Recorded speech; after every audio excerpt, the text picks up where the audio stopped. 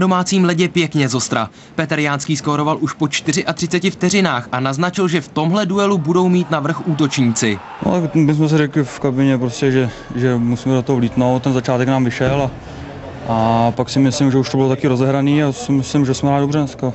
Dobrý zápas ale odehrál i Spartan Tomáš Netík, který po gólu Výborného otočil na 2-1 ve prospěch Pražanů.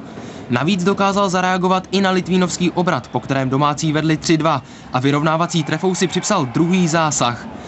38 sekund po něm navíc vrátil Spartě vedení Vykoukal, jenže podobně se ve třetí třetině předvedl i Litvínov. 16 vteřin po vyrovnávací brance Viktora Hýbla skóroval Ivan Švarný a nasměroval domácí ke 3 bodům.